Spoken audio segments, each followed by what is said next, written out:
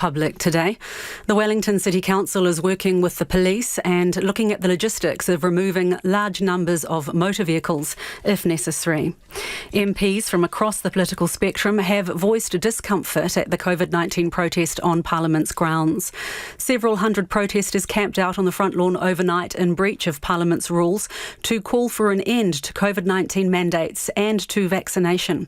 Politicians spoken to by RNZ acknowledged the group's right to protest, but questioned the way they were going about it. Of course, New Zealanders have the right to protest, but New Zealanders also have the right to be vaccinated. I appreciate there'll be a range of views, but bottom line, what we're seeing there is pretty antisocial and pretty abusive. Look, I just think it's rude to set up your tents on someone's lawn. Not everyone in New Zealand can do it. What makes them different? The police have asked the protesters to dismantle all the tents and marquees. More than 1.6 million New Zealanders have now had a booster vaccine for COVID-19. As well, the Pacific population has reached the 90% double vaccination milestone. Katie Todd reports. The Ministry of Health says 53% of those eligible for a third Pfizer shot have now received one. That's after the interval was shortened from 4 months after the second dose to 3 months. More than 60,000 boosters were administered yesterday alone. The ministry has launched a national campaign called The Big Boost, which will see pop-up vaccination centres and extended opening hours for the next week. It urges anyone who's eligible to come forward as soon as possible. There are 204 new community cases of COVID-19 today across 11 regions. As Auckland swelters in high humidity, lines company Vector says it has a series of power outages planned to complete a backlog of maintenance work. Vector says the work cannot be put off due to the risk of unplanned outages, and it understands any time without power will be challenging for those isolating or working at home. Vector says in some cases, households will get 10 days warning of a planned outage. A New Zealand production designer nominated for an Oscar for his work on the film The Power of the Dog says he hopes the people of Ida Valley in central Otago are very proud of the nomination too. The Power of the Dog, directed by New Zealander Dame Jane Campion, has been nominated for 12 Oscars. One of those is for New Zealander Grant Major, who's been nominated for Best Production Design after transforming a small plot of South Island land into 1925 Montana. He's elated with the news. So proud of all the art department crew that made it happen, and everybody in the Ida Valley. Of course, they must be thrilled with the news as well. So, yeah, brilliant. Grant Major says he found out when his partner saw the news online. Now to sport, and the White Ferns have won the only T20 cricket match in the series with India by 18 runs in Queenstown. Sent into bat, New Zealand scored 155 for 5 off their 20 overs. Openers Sophie Devine and Susie Bates got the White Ferns off to a fast start by scoring 60 runs for the first wicket. Amelia Kerr, Jess Kerr and Hayley Jensen took 2 wickets each in the win. The two sides will play the first of 5 one-day internationals in Queenstown on Saturday. Meanwhile, New Zealand cricket has called off the Australian men's brief T20 tour here next month. Australia was due to play 3 T20s against the Black Caps in Napier, but New Zealand cricket has been unable to obtain places in MIQ for the tourists. The Australian Rugby League great Johnny Raper has died. He was 82. Raper played in 8 consecutive NRL premierships for St George from 1959. He played 39 tests and is regarded as one of the greatest players the game has ever seen. And the Wellington Phoenix hope to string together a third straight win tonight when they play 4th-placed Melbourne Victory in the A-League. The Phoenix are up to 7th and within striking distance of a playoff spot. Meanwhile, Newcastle United has moved out of the Premier League relegation zone with a 3-1 win over Everton. West Ham's moved up to 4th with a 1-0 win over Watford, while Manchester United has dropped to 5th after drawing 1-1 with bottom-placed Burnley. That's the news. A tent city on Parliament's grounds. It's basically a campground vibe here today. Heaps of tents and people are kind of getting up, wandering around, doing the usual campground stuff. Should they be made to move? Everyone has a right to protest, but what we're seeing is quite a lot of antisocial behaviour and people not operating within the rules, not supportive of this at all. And what to do with the big rigs? There's a huge truck. There's probably 30 trucks. I don't know how you tow away a truck of that size. A couple of tickets might make people leave. Trucking on. Morning Report weekdays from 6 on RNZ National. And we're funded through New Zealand on air. You're with Checkpoint next, but first, the short forecast from Met Service to midnight Thursday. For Northland, Auckland, Coromandel and the Bay of Plenty, low cloud and drizzle at times, but some afternoon fine breaks. For the remaining North Island areas, fine and cloudy periods, isolated showers, some are heavy with possible thunderstorms about the central North Island this afternoon. Looking at the South Island now, for Marlborough and Nelson, periods of rain, easing tomorrow afternoon or evening. For Bulla and Westland, rain with some heavy falls, easing in Westland tomorrow morning and Bulla tomorrow afternoon or evening. For Canterbury, Otago and Southland, scattered rain, more widespread and heavy about the lakes and high country, clearing tomorrow, then mainly fine. The odd afternoon shower tomorrow about the foothills and eastern Otago. Fiordland, occasional rain, and Rekuhu, the Chatham Islands, mostly cloudy, showers developing tomorrow afternoon or evening. It's just gone 7 minutes past 5. Our next news headlines are at 5:30. Nā mihi Evie, tēnā koutou katoa, no mai haere mai ki Checkpoint I tēnei rā, ko Lisa Owen tēnei. A line of police is holding back protesters who this afternoon tried to make a dash for Parliament in a second day of demonstrations on the lawn of the Beehive. Hundreds of police have formed a barricade in front of the steps. Protesters' vehicles are still parked on streets, blocking entire roads around the CBD. It's believed an attempt was made this morning to trespass some of the group after the Speaker of the House, Trevor Mallard, warned they were breaking the rules. But the protesters with tents erected on the lawn have stayed put. Our political reporter Charlie Drever joins me now from Parliament. Charlie, what's happening there now? Kia ora, Lisa. Well, as you can see behind me, it's resembling quite a lot like a campsite at the moment.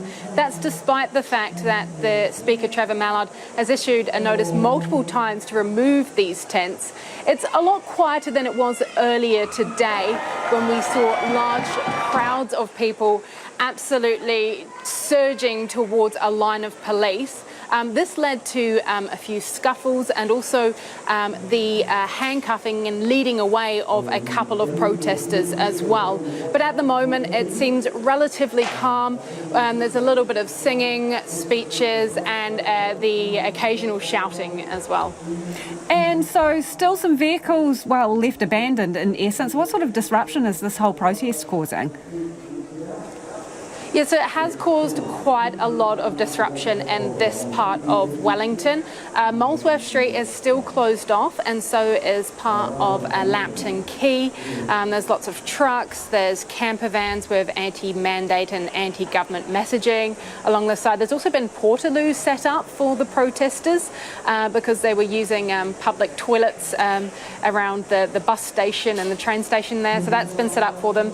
And we've had a chat to business owners as well, so we spoke to the owner of the backbencher who's had to close today because his staff was being verbally abused. He says it's the worst he's ever seen it in terms of a protest since he's opened the backbencher, and I think that was back in the 90s.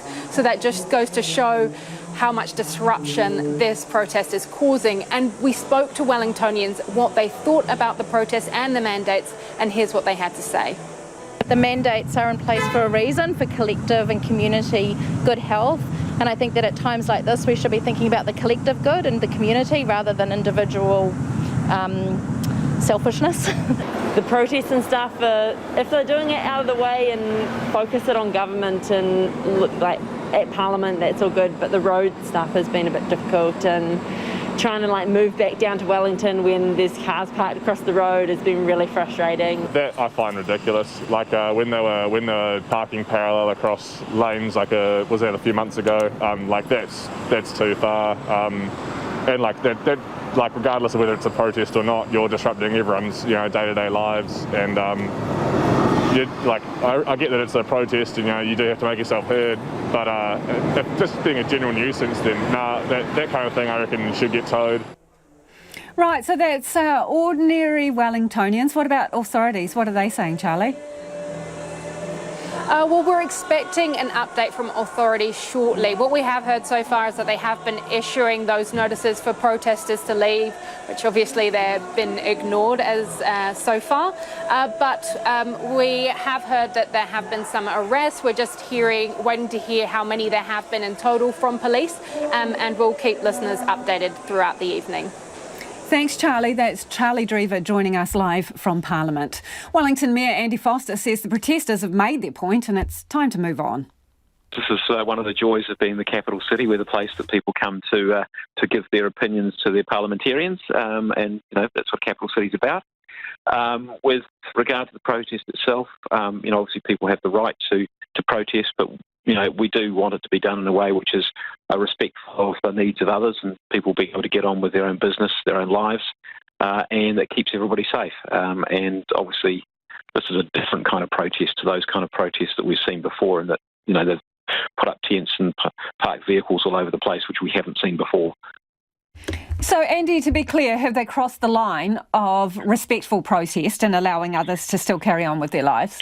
Well, look, it's clearly having an impact on the community, particularly the community in that immediate vicinity, and with the people's ability to get around that part of the city, and I think it's the duration. We live quite often with protest marches, which might take half an hour to go through the central city. That's people exercising their democratic rights. But it's only that period of time. I think when it goes for longer, it starts becoming, intrusive, and I think we're getting a little bit of feedback on that. Yeah, what kind of feedback are you getting? Well, the feedback basically is, can you go in and do something about it? Now, obviously, can you? We are. Well, we don't have the resources to be able to go in and move on a large number of people with lots of vehicles, and we would need to do that with the police. The police here are the lead agency. But Andy, so do you have the power? Closely. If you don't have the resources, do you actually have the power? So the disruption, say, of the vehicles all just stacked up, abandoned, left on the street, do you have the power to tow those cars? Theoretically, yes, but we would only be able to do it if we're trying to keep people safe. We're only going to be able to do it with the police, and obviously we've got to work very, very closely with the police so that if there is anything done, it is done in a way which keeps people safe. What do you mean by that, keeps people safe? What's unsafe about the situation should you go in there and tow a vehicle?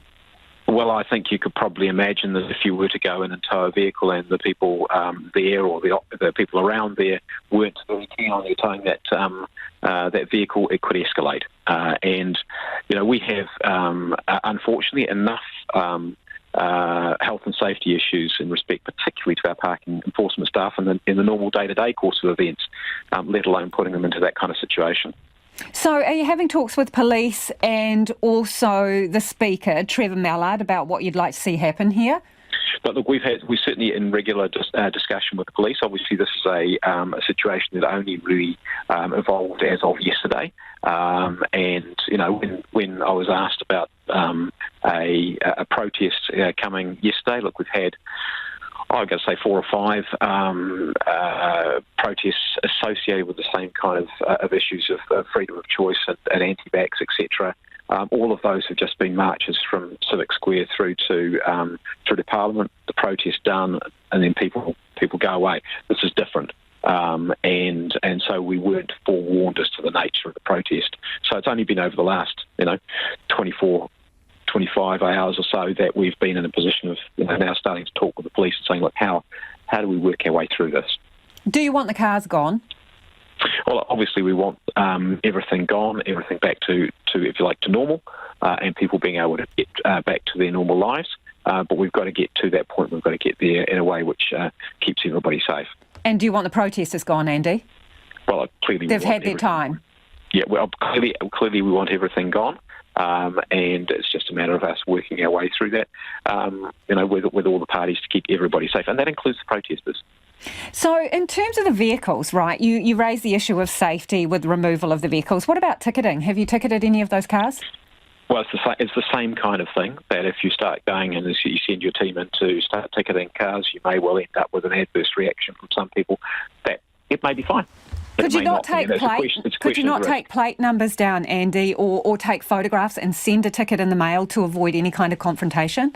We can do all of those things. However, that doesn't move a car. It doesn't move a truck. And that you know, if the objective is to try and move these vehicles on, doing that is not going to achieve it. And what's the situation with buses in that area? So look, it is on a bus route for part of the city. So we've worked with Greater Wellington, and our traffic team have rerouted the buses around that area, so they're still able to operate. So Andy, it's not easy, but they're able to do it. So Andy, are you being held to ransom by this protest? Well, we're not being held to ransom. It is an inconvenience, and it is something which we're working with the police, and they are speaking with the Speaker as well, to try and resolve in a way which is done ideally as quickly as possible, but also keeping everybody safe. What would you say to those people who are blocking the streets and causing disruption? Look, I think people are there to make a point that they want to make. I think that they have made that point. I guess that I would say to them, and I actually went down and took some time to look at what was going on. I talked to a number of people there. Most of the people there were perfectly reasonable, nice about it. There were one or two who were a little, you might say, assertive. But to one of those, I said, look, if you want to get people on side, annoying people is not the right way to go about it. And that is Wellington Mayor Andy Foster, and some of you getting in touch already. This listener says, I'm fed up with the protest. 95% of Kiwis worked hard, took the vax for everyone, including those that disagree. I am over them. I want to protest them. This one, though, says, I've been watching the live streams of the protest and it looks generally a pretty friendly, happy vibe. You've got to remember our Prime Minister has said these people are second-class citizens. How else do you think they're going to respond? That from Glenn. He aha o whakaro. What do you think? Homai o whakaro. We would love your feedback. Nō reira anei na kaupapa mo te hōtaka nei. You happy with the protest? Let it run its course. Is it causing you any disruption? Especially if you are in Wellington City. Let us know your thoughts. Pātui mai. Text me 2101, tweet us at Checkpoint RNZ, or you can email checkpoint@rnz.co.nz. It is 18 minutes past 5 and you're with Checkpoint on RNZ National. Kia ora rawatu mo te whakarongo mai. Thanks for listening. E haere aki nei. Coming up, the power of director Jane Campion, her movie hauls in 12 Oscar noms. The state landlord says it's been warned against evicting its worst tenants, with other agencies saying it will undo their good work. Kāinga Ora has defended its track record on dealing with the most disruptive tenants. Chief Executive Andrew Mackenzie listed half a dozen state agencies who've told Kāinga Ora any hope of helping its worst tenants goes out the window if the state landlord makes them homeless. Our political reporter Annika Smith has the story. State housing tenants relocated for disruptive behaviour make up just 1% of Kāinga Ora's tenants, but are responsible for a majority of the organisation's recently bad PR. Appearing before the Select Committee, the Chief Executive, Andrew Mackenzie, explained they're guided by the Sustaining Tenancies policy. What we have tried to do is deal with them not through threatening and throwing people out and creating homelessness. We've tried to deal with them in situ. In situ, meaning Kāinga Ora explores all other alternatives before moving tenants on. Mr Mackenzie says other agencies, be it the police, corrections, or rangatamariki, the education system, or mental health and addiction services in DHBs, all have the same position.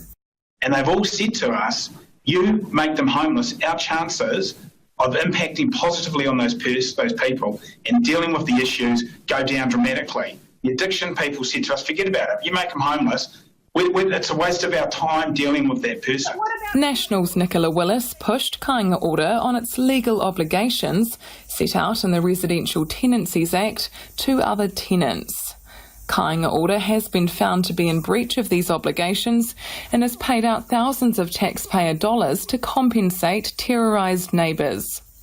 The ACT Party's Karen Chor asked the state landlord about what it owed to these neighbours.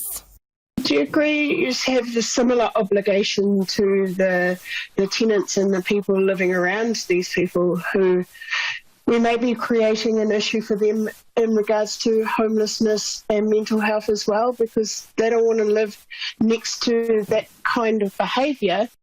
Vui Mark Ghosh, the chair of Kāinga Orders Board, told the Select Committee that it's a balancing act to look after the tenants and the community around them. He says Kāinga Order doesn't get it right every time, but has to explore wraparound support before relocation or eviction. The dilemma that we face as an organisation is not an easy one, and we fully accept Nicola's point that the community around disruptive people has to be looked after. And so that's where we work with all the other government agencies, where we put the wraparound services. But if at the end that doesn't work, then people will be moved out. Mr Ghosh added evictions are a last resort for good reason. We are dealing with people who no one else will house, and we've seen the results of mass homelessness in New Zealand. We don't want to return there. So these are difficult things that Parliament needs to consider. And it's simple to throw it back on us and say it's all your fault. When approached by RNZ this afternoon, the minister responsible for state housing, Portal Williams, wasn't aware Kāinga Order had told the Select Committee of warnings from other agencies that evictions would undermine their work. It is 22 minutes past 5. Kia mau tonu mai. Stay with us. You're listening to Checkpoint on RNZ National. And just to return to our earlier story about the protests in Wellington, Wellington police have put out an update, and they say this afternoon they have arrested 3 people on the grounds of Parliament after they attempted to breach the police line. The statement goes on to say it's extremely disappointing, as until this occurred, the activity of most of those present has been peaceful for the majority of the day. Police will maintain a presence at Parliament tonight and continue to monitor activity, recognising that people have a right to peacefully protest. Now, police remind the public that there will continue to be some disruption in traffic flows in central Wellington, and motorists should allow extra time, as delays are likely this evening and tomorrow, Thursday morning. For the most part, traffic around the city is largely flowing freely, they say. So that update from the police, 3 people arrested on the grounds of Parliament. Has that grocery bill got your eyebrows raised? Maybe you've even uttered a few expletives. Quite a few expletives. Well, don't worry, you're not alone. Prices are continuing to rise, up 4.5% for the year to December 2021. Some shoppers today told Checkpoint their grocery bill is up $50 on this time last year. And according to the experts, price hikes are showing no sign of slowing down. We sent Nick Trubridge and cameraman Nick Monroe out on a lunch run. Right, it's 12 p.m, it's time for some lunch. Checkpoint have been working me all morning on yet another story. Let's see what I've got in the fridge. Not a lot. There's some salsa, there's one lonely looking crumpet, there's a few yogurts, they look a little bit old, there's a gin. I don't think those things are going to cut it. I need a wholesome lunch. I'm after a sandwich today. I'm going to need some bread. I'm going to need some butter. I like to have a little bit of green, so I'll get a lettuce, and I might get some ham as well, some of that shaved ham. I quite like that stuff. We're going to go down to my local, that's Countdown Mount Eden. We're going to see what they've got, but importantly, we're going to check the price on those 4 items. These are 4 items that most people would get when they're after a nice sandwich. So follow me, we'll go take a look. And we're off on a lunchtime mission. I've decided to grab a bottle of milk as well for a post-Sani cuppa.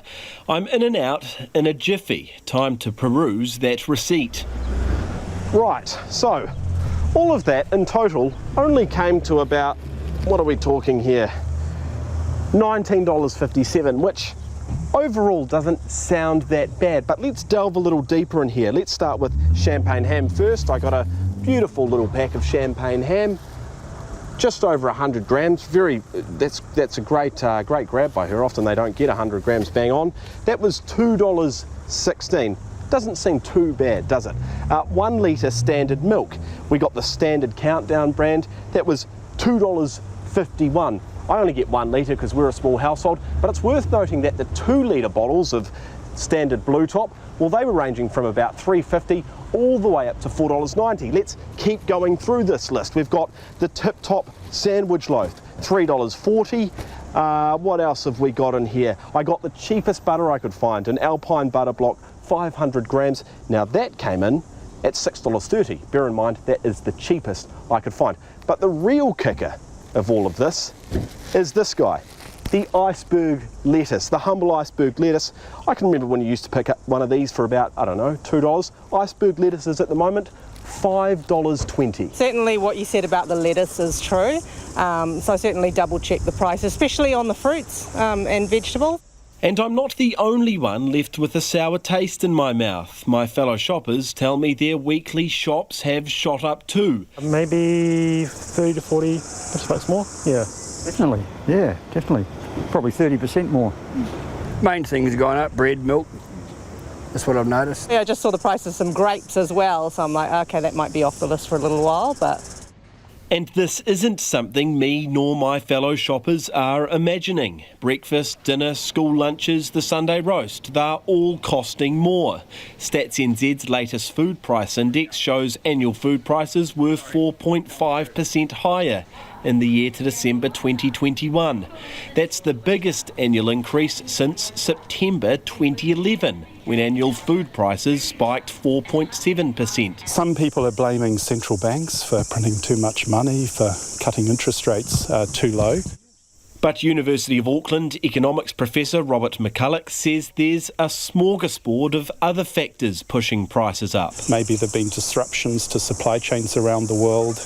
Transport costs possibly have been rising quite a bit. Some folks are blaming higher fertiliser costs even on farms. When you get into food production, you can even start blaming the weather, droughts.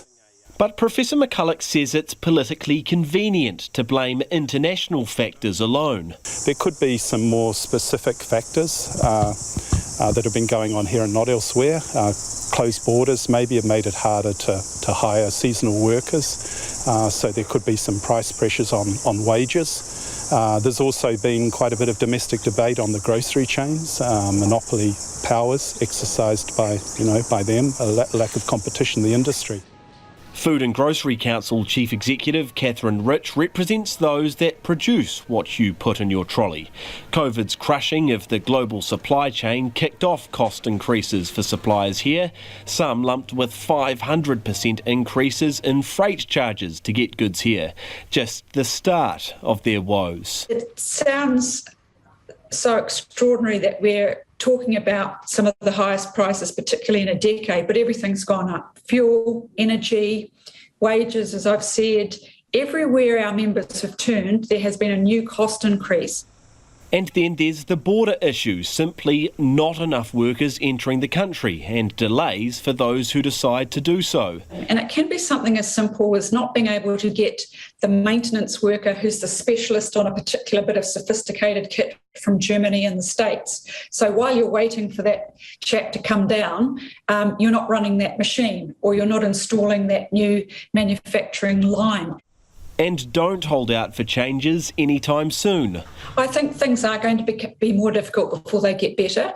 We are seeing a 10-year high at the moment for a lot of food prices, but unfortunately there's still quite a lot of inflationary pressure and food costs to come through.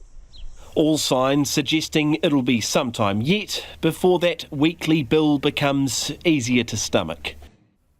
And you can check out the video for that story from our 2 next. We'll chuck it up on our website. But really, seriously, $5.20 for a dirty old iceberg lettuce? Don't get me wrong. I like an iceberg lettuce, but the best thing about it is the cheese sauce that you put on top, the cheese dressing. $5.20. Tell us what foods you are finding more expensive at the moment. We would love to hear from you. And if you've got any substitute suggestions, if something's off the shopping list because it's topping over the maximum price you want to pay, what are you swapping it out for? We'd love some of your suggestions. Text us on 2101, tweet us at checkpointrnz, or you can email checkpoint@rnz.co.nz. And the cheapest block of butter we could get our hands on when Nick went to his local, $6.30 for a pound. Cripes. A lot of you are getting in touch about the protest in Wellington, so let's get to some of those. Ian says Wellington needs a good 3-day cold southerly with gale force winds with lots of rain to do what the police and council are too scared to do. Another person says give the protest vehicles tickets just the same as everyone else. And this, man up, Andy, and tow the cars. Ridiculous. Another listener, Claire, has got in touch to say, I don't understand. Aren't we under red settings, maximum 100 people outdoors? How come this protest from a tiny minority is allowed to go on over several days? My grandmother used to say that human capacity for stupidity was limitless, this listener says. These protesters have proved her absolutely right. And this is short to the point. Water cannon o'clock, says this listener. Hello, I was on the bus for an hour and a half, thank you. So do keep your feedback coming. What do you make of the protest down there? Is it disrupting your day-to-day life? Text us on 2101, tweet us at Checkpoint RNZ. It is time now for the headlines. Ora tātou, I'm Evie Ashton. The standoff between police and protesters at Parliament is continuing in a second day of anti-vaccine mandate demonstrations. Police have this afternoon arrested 3 people after they attempted to breach the police line. Meanwhile, protesters' vehicles are still parked on the streets and are blocking entire roads around Wellington CBD. Wellington Mayor Andy Foster told Checkpoint the protesters have made their point and it's time to move on. He says the council doesn't have the resources to move the vehicles and it's working with police to resolve the situation safely.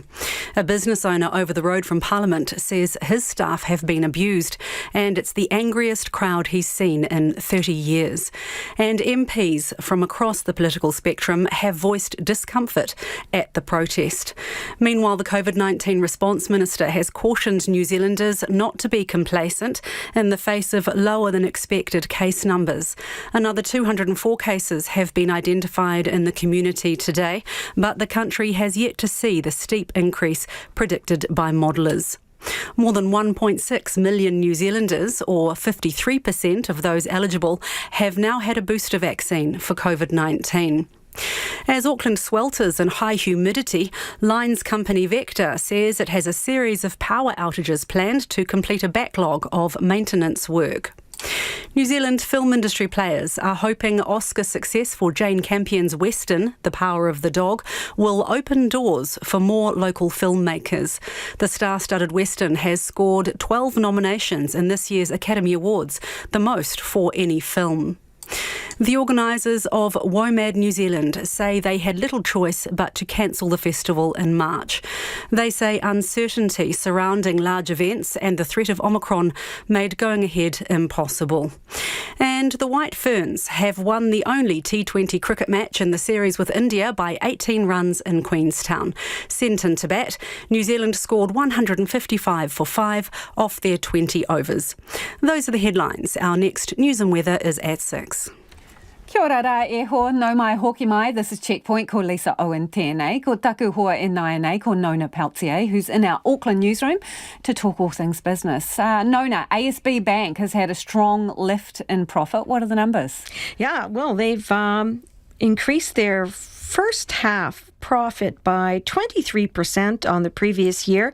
That's a $762 million profit we're talking. And of course, ASB is the second biggest bank that we've got here in New Zealand. And they basically made that money on increased lending, higher margins, and a lower level of bad debts. One of the things they noted was that the lending for housing rose 8% in that period, where business loans rose 10%.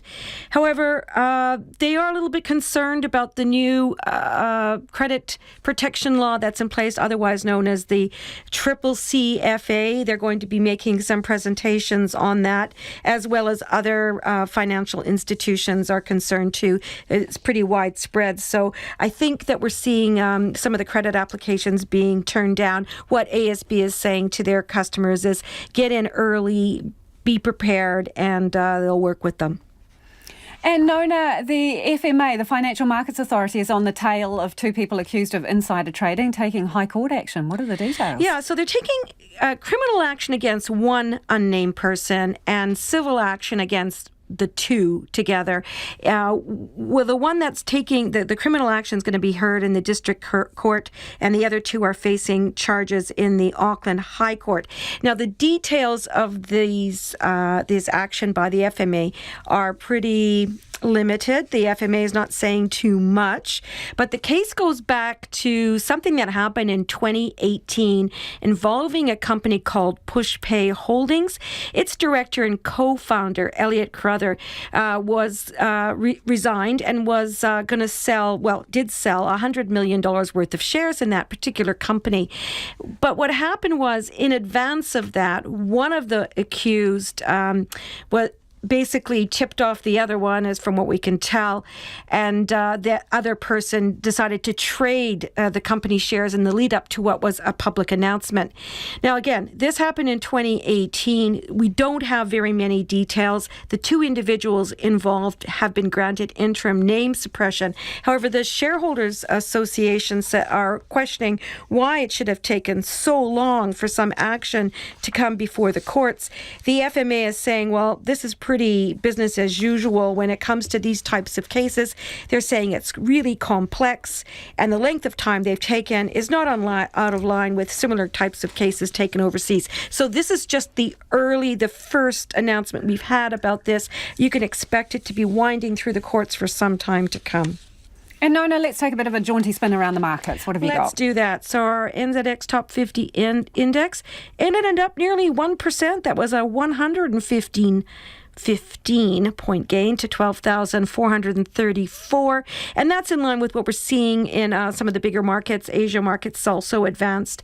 The New Zealand dollar is steady at 66.6 US cents, 93.5 Australian, and 49.1 pence. Ngā mihi Nona, that's Nona Peltier with Business News. New Zealand film director Jane Campion has become the first woman in the history of the Oscars to be twice nominated for Best Director. Local filmmakers are banking on the power of the dog becoming a powerful calling card for the whole industry in this country and for women in film generally. Ruth Hill reports. If the movie star business doesn't work out for Benedict Cumberbatch, he could have a new career as a blacksmith. Central Otago farrier Bruce Barton was asked to teach the actor how to make a horseshoe for his role as repressed gay cowboy Phil in The Power of the Dog. He was interested in the finer little details of what a blacksmith is thinking whilst making a horseshoe, more so than probably actually making the shoe, although he was pretty good at that too. He picked it up very quickly. The production used many other local businesses and suppliers, as well as residents as extras. In this deeply noir western, the parched landscape of Central Otago stands in for Montana in the 1920s, and it also used locations in Queenstown, Dunedin and Timaru. Carly Scott from Film Otago Southland says COVID has made international productions more difficult, but this film showcases what the region has to offer.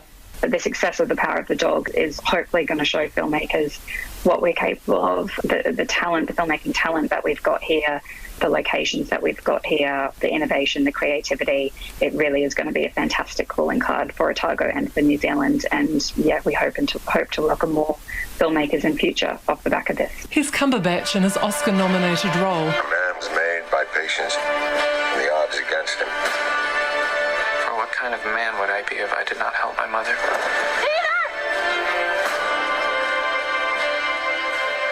Like Phil's idealised man, this film has been made by patience and the odds against the filmmakers, with the lockdown in 2020 bringing production to a sudden halt.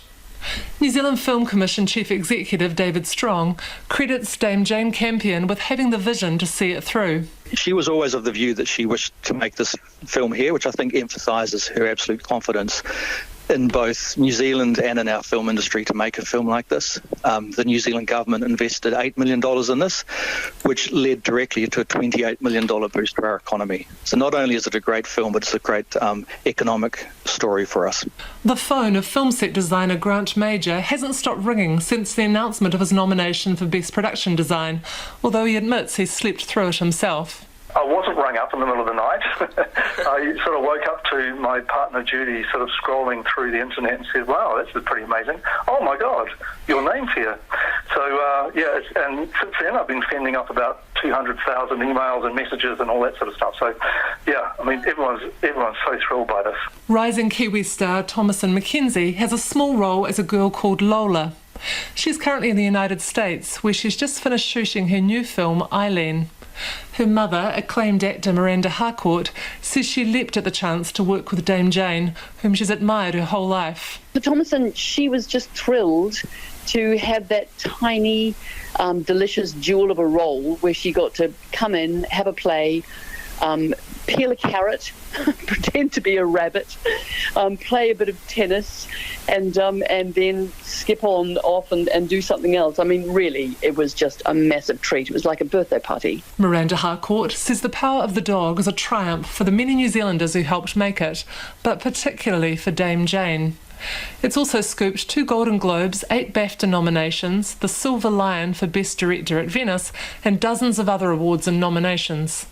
However, Harcourt laments it's taken so long for women to be recognised in the industry. It's ridiculous. This is only the first time that a woman has been nominated twice for Best Director. Jane was nominated for The Piano, and that was a long time ago. How ridiculous is that? And it's actually only this year that finally another woman won Best Director at the Cannes Film Festival. So come on, what's going on? Luckily now I feel there's some movement and things are finally changing, led by Jane. The Power of the Dog has received 12 Oscar nominations. The ceremony is on March the 27th. Golf and swims in the lake while staying at a top Queenstown hotel sound like a holiday? Would you believe it? It's actually work. 6 Super Rugby sides sequestered in team bubbles for the next month in the South Island resort town in a bid to keep COVID at bay and the competition alive. So how does it work? Hurricanes coach Jason Holland and his team are already a few days into bubble life. Are you all sick of each other yet? No, we're not actually. We're not. We're actually boys enjoying each other's company at the moment. It's interesting. One living in this bubble, but no, it's been good so far. We've only been here 3 days now, I think. But it's got to get a balance between training and hanging out together, and then getting a little bit of time away, I suppose. And we're doing all right so far. So how does it work in practical terms, right? There are 6 teams down there at separate hotels. Are the teams allowed to mix it all outside of game time? Can they go out for a round of golf together? What's the deal? No, we're in our own separate teams as far as our bubbles. So the Hurricanes stay to the Hurricanes. You get the opportunity to go out and play golf. Obviously, you have to have it prearranged that, there's no mixing with the public. No going coming into club rooms or anything like that. So it's all pre-arranged that the boys can go for a game of golf or whip over the lake and get in the water, but we just got to be sensitive around that. But no, we're not. The expectation is that we're not mixing from team to team. We're in our own bubble. And not mixing with the public either. So that means what? No outside activity, no going to restaurants, no going out for a wander? No, there's definitely no restaurants, no cafes, none of that. We can't go into shops, so we're not allowed to go into anywhere. But we can go for a wander. We can go for a walk around the lake. We can go for a jog. We can do those sorts of things. You just got to make sure that we're keeping our distance and not going into indoor areas, really. A few of you guys have got really young families. So what is the situation with them? Can they visit the families? No, not really. No. So that's part of the reason that New Zealand Rugby have said that this will be no more than 4 weeks, is to make sure that there's a bit of light at the end of the tunnel for all of us, but especially the people with young children at home, as you say. So no, it's pretty much the families stay at home, and they know that it's only going to be a 4-week block. That first week in March is when everyone's home at the latest. Is that the toughest bit of it, do you reckon? Well, I think it is. I think it's definitely around the family. That's the toughest bit. The boys do enjoy being away together. We get a bit of time together in the evenings to do a bit of rugby or to have a bit of fun. But generally the toughest part is not being able to be there for small kids or partners. But it's part of our job, isn't it, at the moment? And then that's what it takes to do this job. But we've got to get our balance right between making sure that people have their time or can.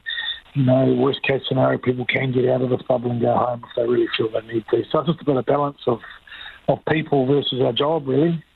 Jason, do you have any surveillance testing? Are you using rapid antigen tests or any other testing regime down there? Yep. So we're required to test twice a week with the RAT test. So that's we do that game day -1. So if we play Saturday, we get tested on the Friday, and then also either Monday or Tuesday of that week. So, that's the start of our day twice a week, is to get the test done. And did you guys have the foresight to order some of those up when you were able to get your hands on them? Yeah, I'm not actually 100% sure on how that works, but at the moment we've got them. So I don't know, through New Zealand Rugby or the Hurricanes, I'm not sure. But we've been testing for a couple of weeks now. Even when we're at home, we were testing twice a week. So what's the protocol if a player turns up positive? Does that mean the whole team's on the bench? Well, that's why we're in our bubble. If we stayed in Wellington with the close contact rules that are currently in place from the government, we, one positive test would wipe out the whole lot of the organisation. So that's why we're here, and hope those rules are pretty fluid, I think, and we'll see what happens in the next few weeks with them. So, Jason, would you stay there longer if you had to? We know we're not going to. That's the thing. That was a really strong bit of feedback from everybody involved, that if we're down here, it's set as to what the time period is. I think New Zealand Rugby learns a little bit from having some teams away during the NPC, that the uncertainty of how long you're away can, is detrimental to everybody's well-being and those sorts of things. So, but we won't be here. We won't be here for longer than the 6th of March, and that's all we know. And we'll attack whatever comes after that when it comes. Yeah, because have you timed it right? I'm just thinking all the predictions and modelling are suggesting we're going to get peak infections in March, and that's when you plan to disperse the teams again. Yeah, look, that's above my pay grade, and New Zealand Rugby and working closely with the government around all those sorts of things. So who knows? Maybe we have, maybe we haven't, but it's a good tool at the moment to make sure we play the first 3 rounds of Super Rugby and nothing can affect that. And that's Hurricanes coach Jason Holland. It is 13 minutes to 6. I'm Lisa Owen and you're with Checkpoint on RNZ National. And Muriaki ina pita pita kōrero. After the news at 6, we're back to the capital to speak to businesses about the protest and disruption on Wellington streets. New Zealand's biggest pit fruit region is bracing itself for another impossibly tough season. Many in Hawke's Bay thought last year was the worst ever season, with thumping losses. Now they fear this one could be even worse. Here's our Hawke's Bay reporter Tom Kitchen. It's nearly crunch time. Could the pip fruit industry's viability come tumbling down this year? The height of the season is in March and April, right when Omicron is expected to peak. They're saying they not only have to contend with an even worse labour shortage than last year, but are worried about what happens when the virus passes through their gates. John Evans grows apples, pears and kiwi fruit just out of Hastings with RJ Flowers. He says there are a lot of guidelines they'll have to follow. We're feeling apprehensive about the season that's in front of us, and essentially that's around obviously this protocol and the risks attached to our business and obviously keeping people safe. They've got a bumper crop thanks to the beautiful weather, but whether it will rot on the ground remains a critical question, especially as there could be people out all over the supply chain. The whole logistics, so that's the big concern is, what impacts that might have in that chain. And it's just something that we just don't know, and things are changing each week. Paul Painter from Yummy Fruits says last year was a challenge. We certainly made a thumping loss, disrupted international markets, disrupted shipping, weren't able to harvest all the crop. There were lots of issues at play, and so another year like that and people will really be on the brink. He says this year, rapid antigen tests could make a huge difference to his business. If you get the RAT tests, that would be very helpful because the rules change entirely. If they consider you to be a critical business, supplying New Zealand food chain, people who are close contacts can continue working, provided they're asymptomatic and pass the RAT test. He's applied for them and hopes to get them sooner rather than later. We're just waiting now to see what happens. There's limited availability, but there seems to be a whole lot more on order, and I think we'll be certainly up the pecking order on Joe Average out there, so hopefully they'll see some merit in giving us rat tests early. Bryden Nisbet, the president of the Hawke's Bay Fruit Growers Association, shares a similar view. There's a lack of availability of rat tests as it is, but I would imagine if they become available for people to buy, for businesses to buy, for orchardists to buy, they will do that. One, just to keep their workers tested at work and safe, and also if workers do have to isolate, they'll be able to give them the rat test to try and get them back to work. Meanwhile, the government's staged approach to opening the border isn't seen as good for getting workers. Terry Meikle, the CEO of industry body Apples and Pears, says it won't bring workers in fast enough. By the time any working holiday visas come in, it'll be too little too late. And also, can we be convinced that they're going to come after our settings have been pretty risk averse for a long, long time? Optimistically, the industry is hoping for slightly higher exports than previous years due to the high quality crop. The lingering question is whether or not this fruit will be picked as the Omicron storm clouds gather.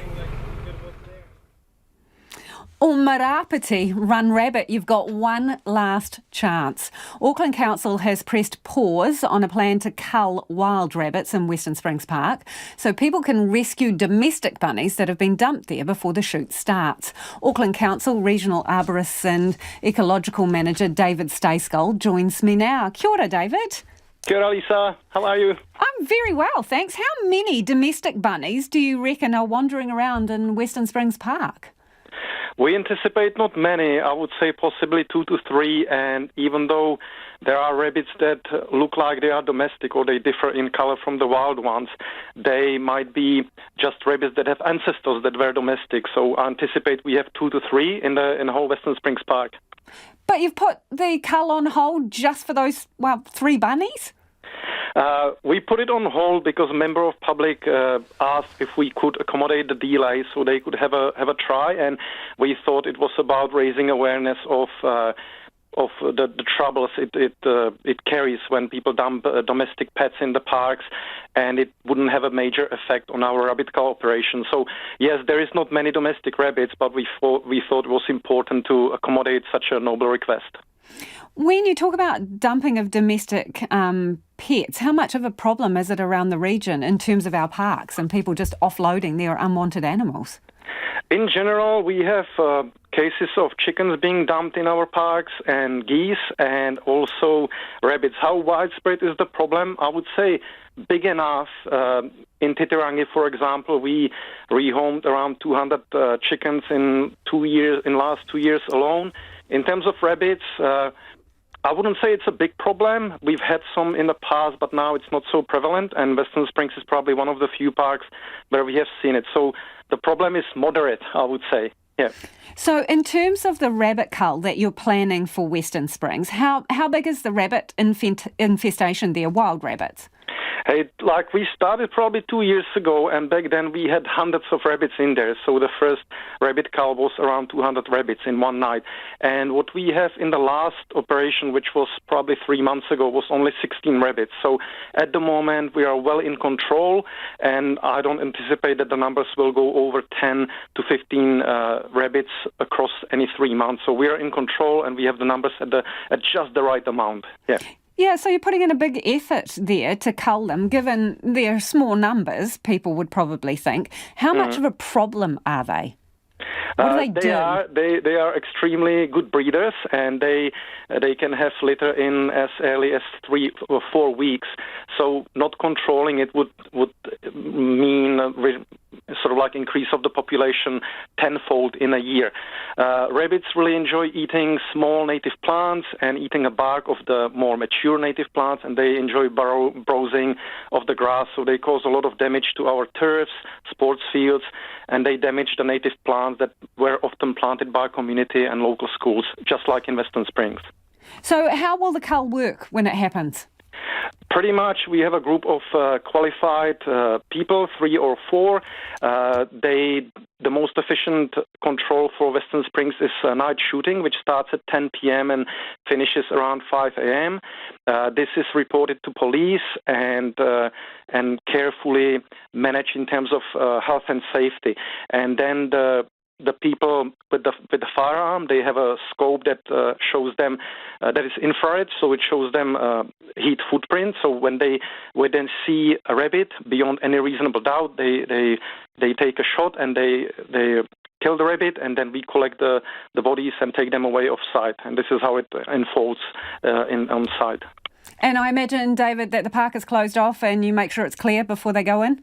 Yeah, definitely. Yeah, park is fully clear. We scope the site. We have security on site. Police is aware, and then we signpost the park as well. I must admit, like closing a park definitely presents difficulties, but I believe we are beyond any reasonable doubt that we have this under control. Really appreciate your time. Thank you for joining us. That is David Stayskull, who's from Auckland Council.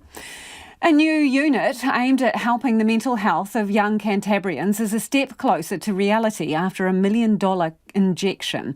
The facility will be based at Canterbury's old Linen Services building in Otatahi. Our cameraman Nate McKinnon and reporter Kim Moody took a tour of the site. Dark, dingy, poky old buildings that have been likened to prisons. These are the environments Canterbury's youngsters needing specialist mental health help are being treated in. But not for much longer. A $6 million outpatient facility in Christchurch's suburb of Linwood is set to open its doors by the end of next year. The former home of Canterbury's Linen Services will be transformed with a fit-out especially designed for specialist mental health services. The DHB's Clinical Director for the Child, Adolescent and Family Services, Valerie Black, says clinicians will be able to offer more individualised treatments. There's an increasing use of sensory tools in young people and helping them learn strategies to help manage difficult emotions using those kinds of tools. So in here we'll have a specialist sensory room that will have all those tools available. Staff will be able to take people to those rooms and look at different options that will really work for them and try them out, on site. So that'll be really great. The design includes a separate entrance and exit for rangatahi in crisis who need urgent care. That's for young people often who may have taken a significant overdose, or they may be experiencing really distressing kinds of experiences. They may end up having to come by ambulance or by police potentially.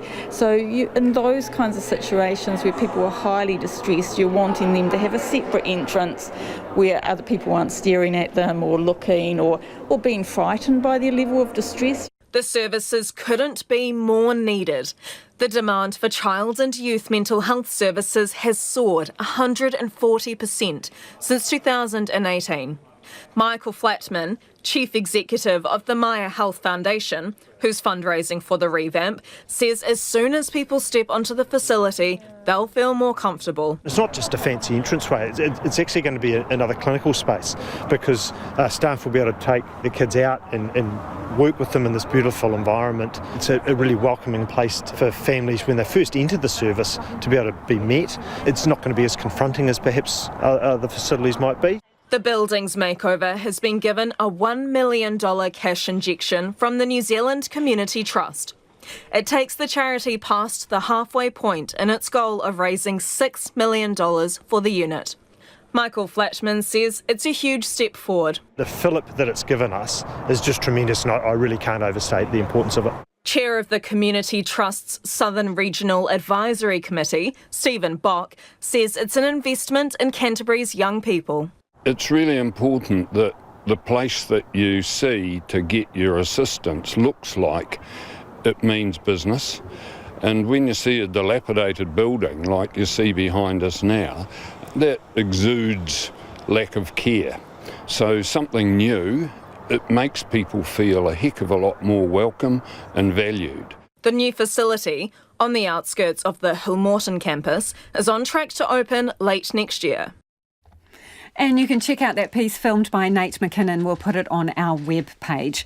A lot of feedback still on the protest in Wellington. This one from Eric, who says, I received a parking ticket of $60 for being 5 minutes over my time.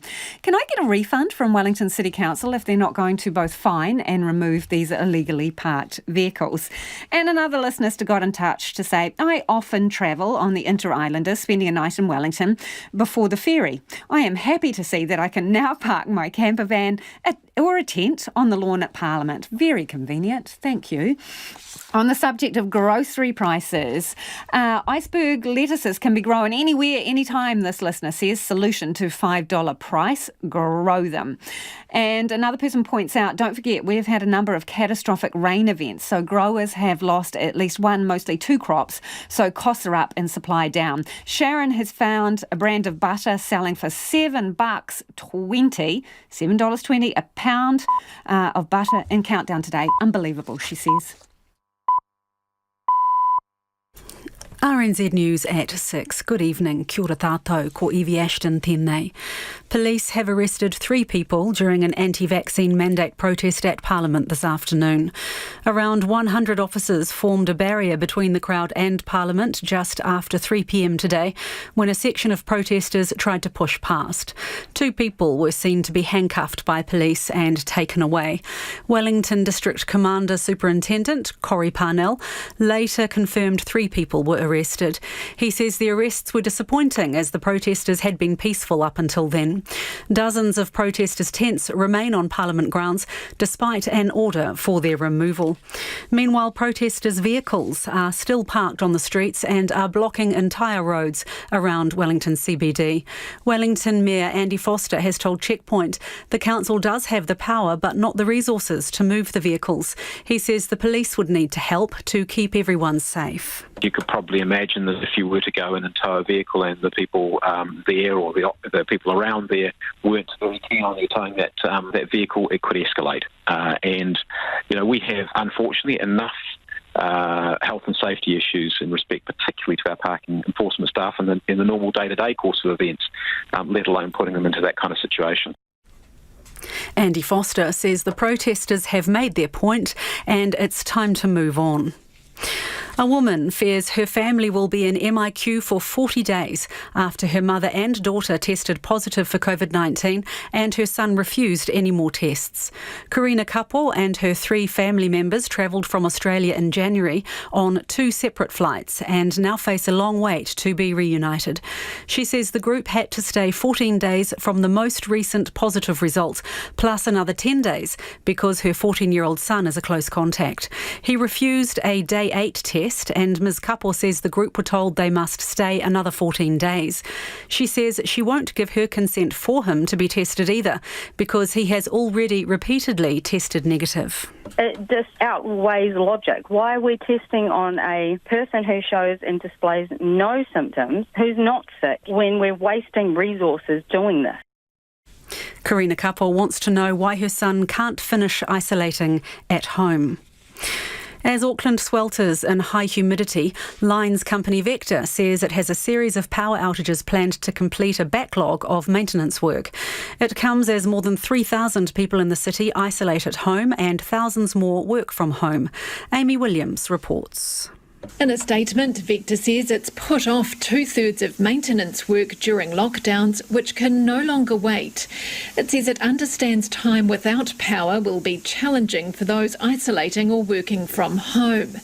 Vector says it'll do everything it can to minimise disruption, and in some cases, households will get 10 days warning of a planned outage.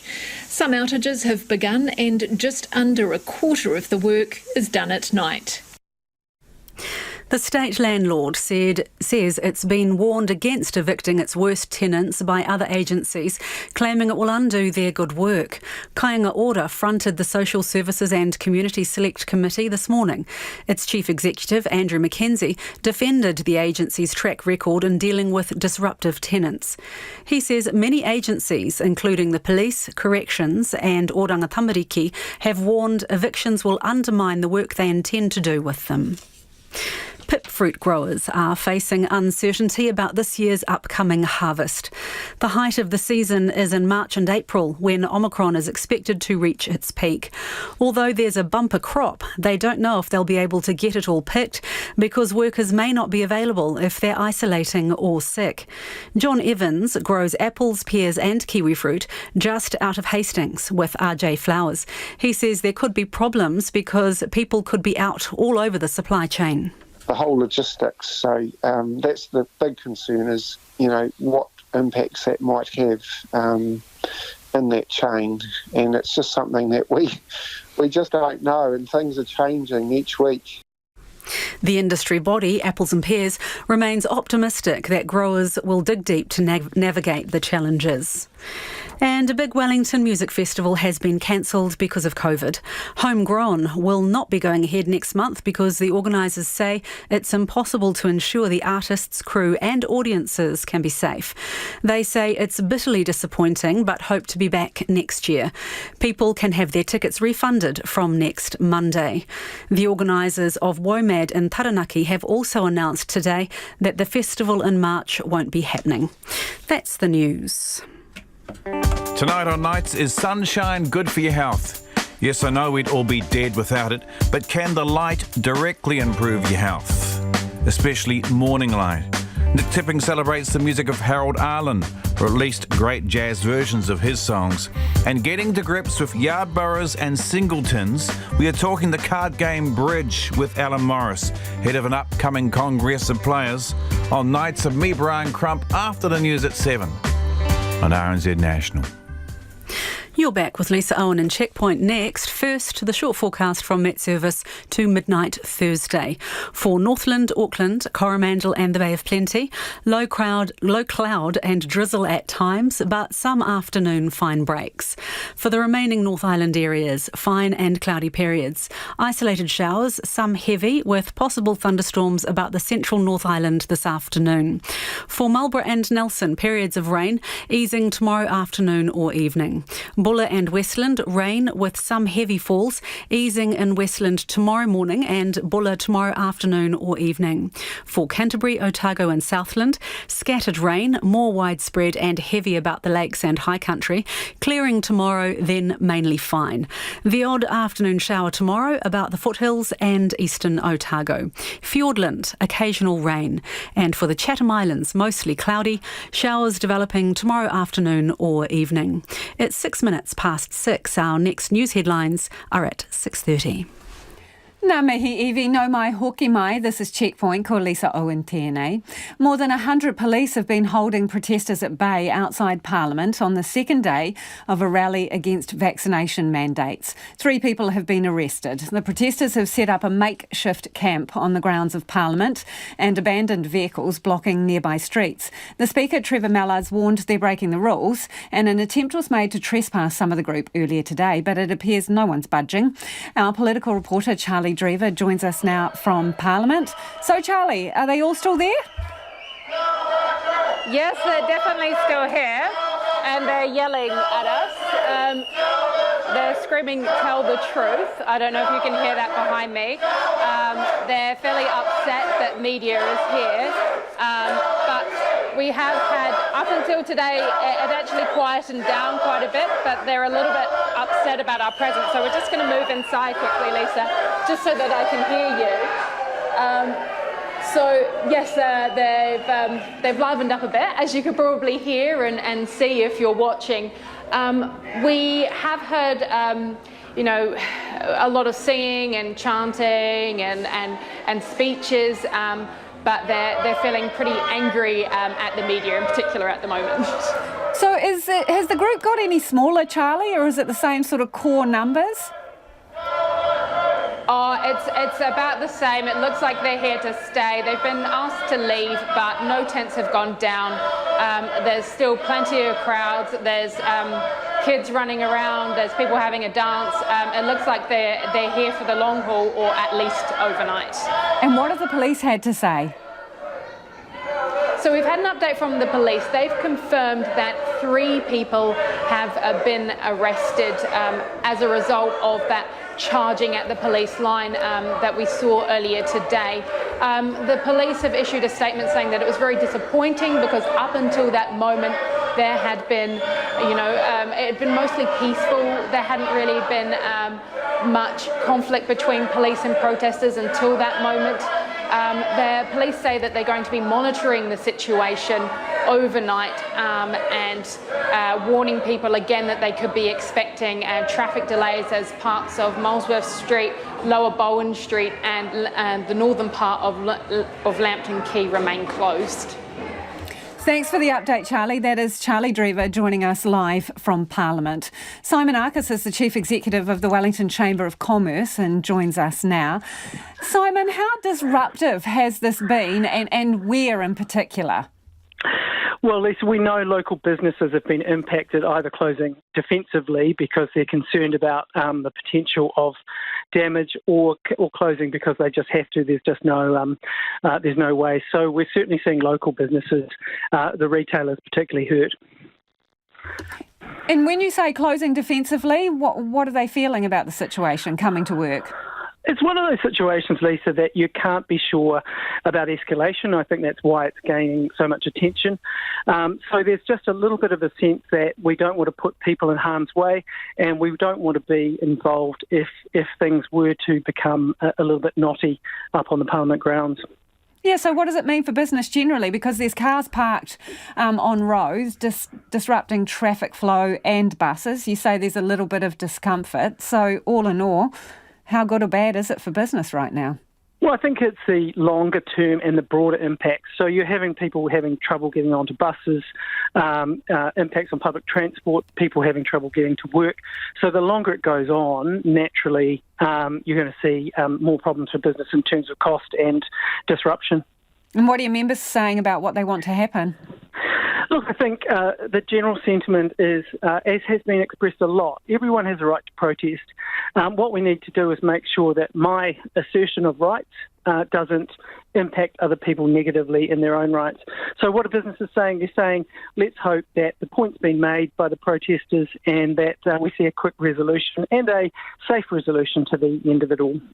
What's a quick resolution in your mind? Because they've already stayed one night, the camp is still there, it looks like they're staying another. Great question. To me, I'm not on the ground with the police and the decision makers who are going to come up with hopefully the peaceful end there of the issue. I think from a business point of view, as soon as possible, but making sure that that's done in a way that there's not harm to individuals on the way through on any side of the issue. Have you had an opportunity to talk to your mayor, Andy Foster, about it?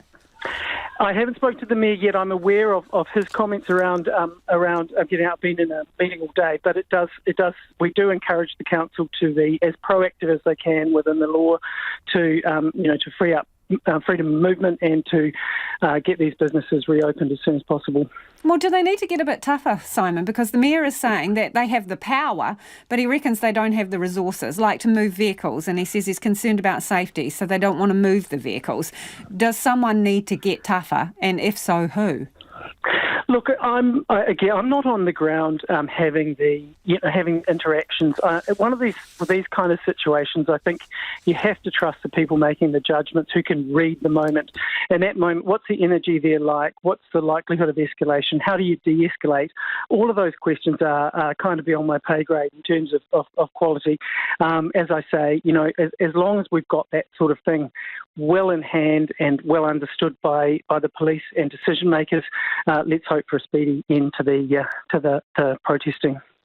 Simon, we're getting a lot of feedback from people in Wellington, and I suppose one of the core things that they seem to be highlighting is what they perceive as a double standard. They say they get whacked with a parking ticket if they're there for 1 minute over time, yet some people are allowed to abandon their vehicles willy-nilly with no consequences. Do you think that's a fair comment? Well, it is a fair comment in the sense that everybody should be the same under the law. Really appreciate your time this evening. That's Simon Arcus, who's the Chief Executive of the Wellington Chamber of Commerce. And you guys have heaps to say on this, so some more of your feedback here. This person says, Wellington Council, please tow or ticket these protest vehicles blocking Wellington roads. Another unbelievable, they say, followed by 3 exclamation marks. Law-abiding citizens are issued infringement notices for parking on a yellow line. Why are these people above the law? Another says, what a soft handshake that mayor was, referring to Andy Foster. If I park in the wrong place in Wellington, I get a ticket. Those people are protesting about their right. What about our rights? Move them on. They have made their point. And this one is interesting. They say council are happy to ticket people who overpark but cause no disruption, but don't want to ticket those who choose to abandon these vehicles on the main emergency accesses of the city. I sent council photographs of the cars blocking the road road and their number plates this afternoon. Why shouldn't they issue tickets? Do keep your feedback coming. You can text us on 2101.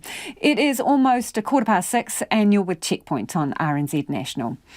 Nearly 3 decades on from her first Oscar nomination for the piano, Kiwi director Jane Campion has done it again. Filmed in New Zealand during lockdown, The Power of the Dog has been nominated for 12 Oscars, making Campion the first female director to be nominated twice. Other frontrunners include June and Sir Kenneth Branagh's Belfast, a drama set in the 60s during the Troubles in Northern Ireland.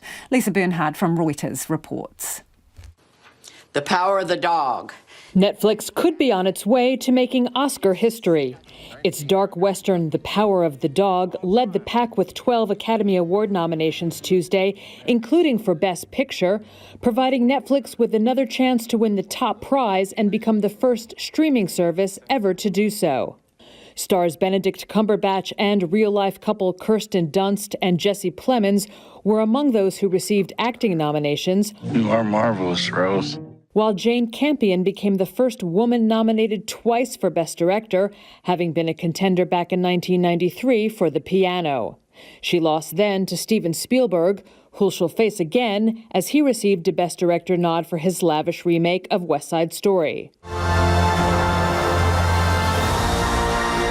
That film is also up for Best Picture, along with sci-fi epic Dune, which scored a second best 10 nominations, Kenneth Branagh's semi-autobiographical Belfast, King Richard, about the father of tennis legends Venus and Serena Williams. Venus and Serena gonna shake up this world.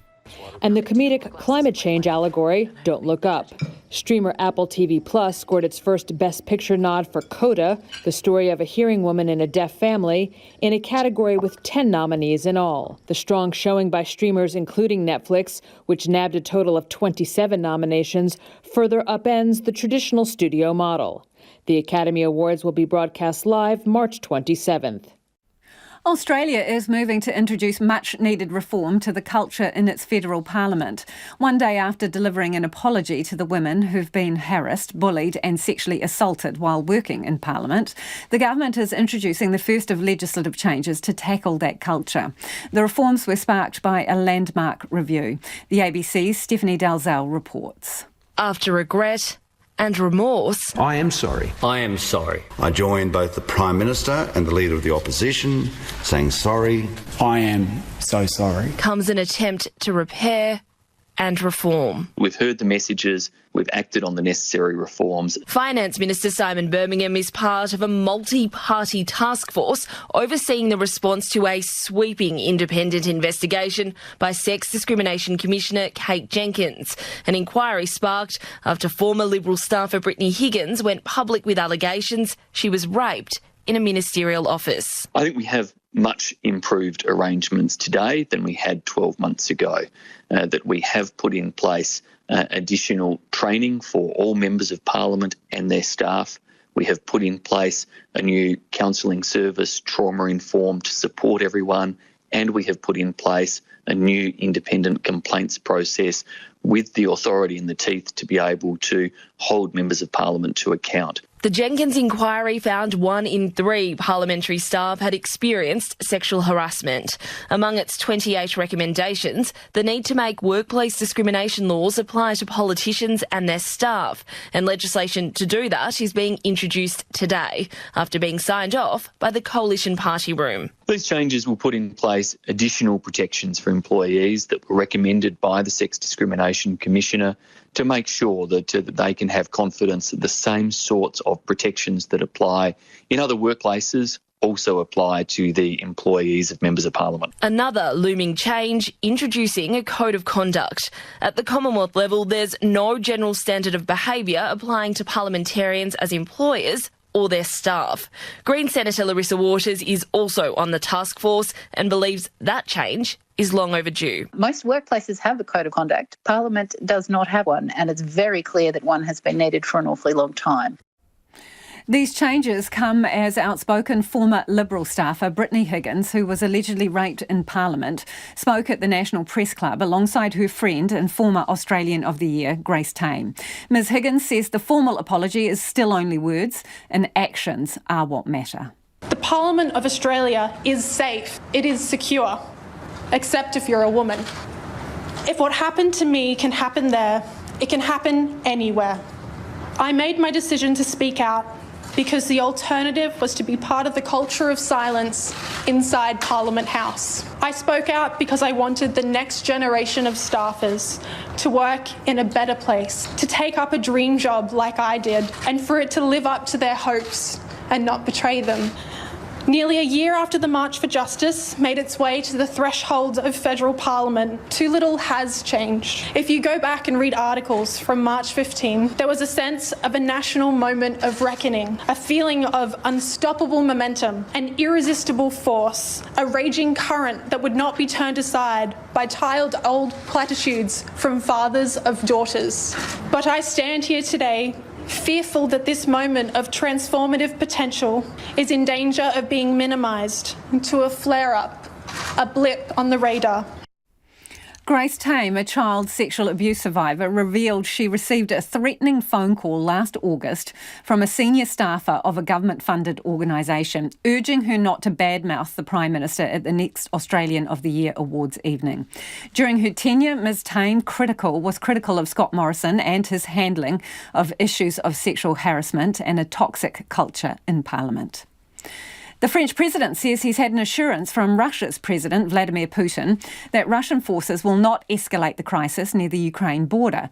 Russia has amassed more than 100,000 troops near its border but denies any plans to invade. But Ukrainians are bracing for the possibility of war. Security forces are training right now at Chernobyl, the site of the world's worst nuclear disaster. CNN's Melissa Bell is there. Through the forests of northern Ukraine, it appears. The Chernobyl nuclear reactor, a monument to humanity's ability to unleash uncontrollable forces. Suddenly, the apparent calm left behind by the 1986 Soviet-era accident is broken. Ukrainian forces run drills in what remains a radiation exclusion zone, free of any inhabitants. They're practicing urban combat. Of course, this is also an information and propaganda war. Everyone waits for Russian President Vladimir Putin to decide, even as Ukraine questions an earlier US assessment of just how imminent a potential invasion is. So we have the same facts, but the different perception or different estimation. The difference is on the question of intention. You don't believe they intend to invade. I hope that in Kremlin they didn't make their decision still.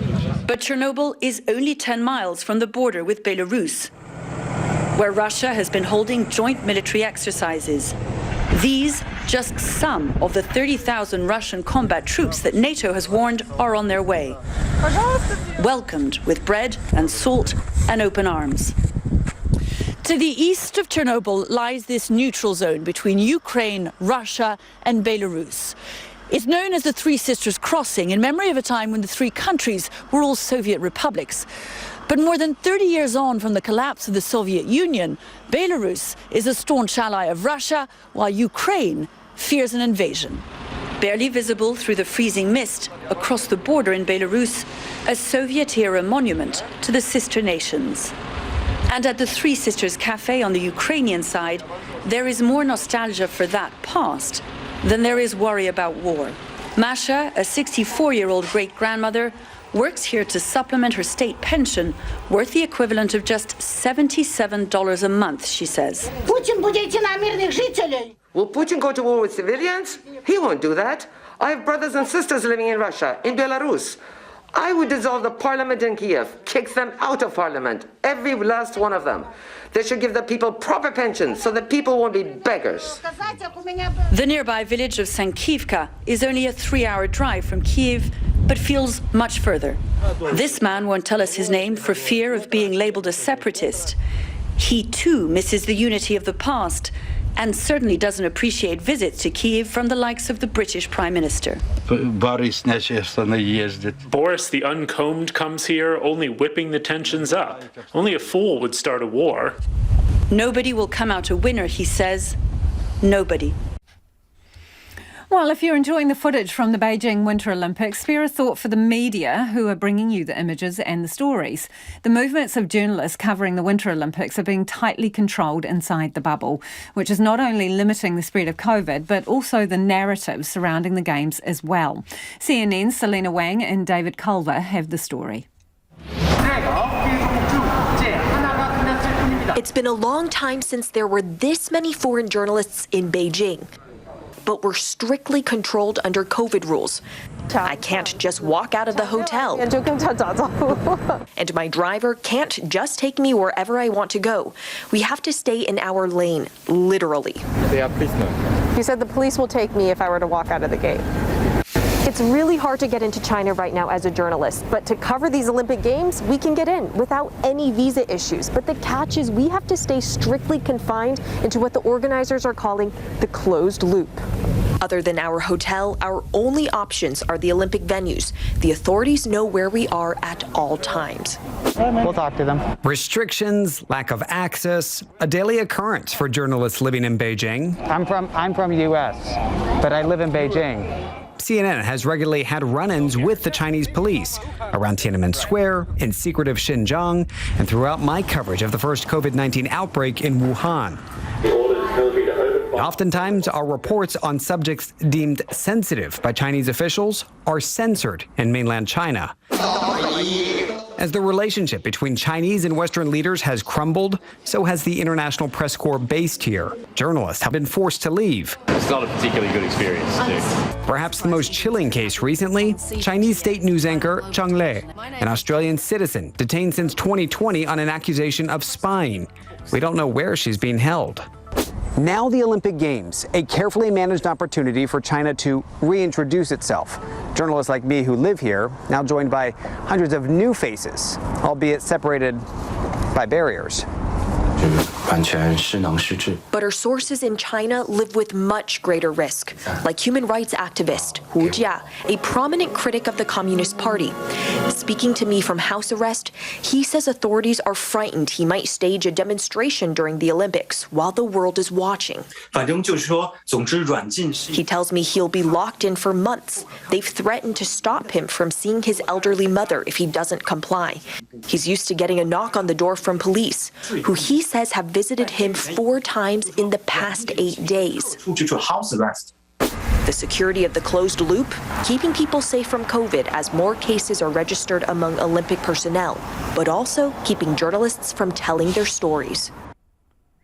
How far would you go to help a crocodile? For most of us, the very suggestion we should help would have us sprinting in the other direction. But in Indonesia, a daring wildlife enthusiast plotted and waited and found a way to free one crocodile from a life-threatening noose.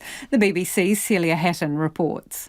For years, residents living along Indonesia's Palu River had known about the crocodile's predicament. A sturdy rubber tire had encircled its neck when the croc was small, and since then it had tightened as the reptile grew. One Australian crocodile wrangler had already tried and failed to free the 4-metre croc, and locals worried that one day the animal would choke. A bird seller named Tilly eventually came to the rescue, using live chickens and ducks to create an alluring trap. Tilly then waited for 3 weeks. Twice, the crocodile ventured into the trap to grab a snack, but then managed to escape at the last minute. Finally, he was caught, giving Tilly the opportunity to use a saw to cut off the tire. Smiling, he posed for a photo with the liberated crocodile before allowing it to swim away, finally unburdened. Some of your final thoughts on the protest down in Wellington. Lynn has sent us a message. She says, I'm also over the protesters. I'm also over the behaviour of the authorities. They have protested, now go home. Peaceful protest is our right, and I've been on many peaceful protests in my very long life and the occasional non-peaceful protest. This is now law-breaking. The authorities now need to act, and if we don't have sufficient police, bring in the army and arrest them and tow their vehicles. Oh my gosh, did the 70-plus lefty woman say that? She says, yes, indeed.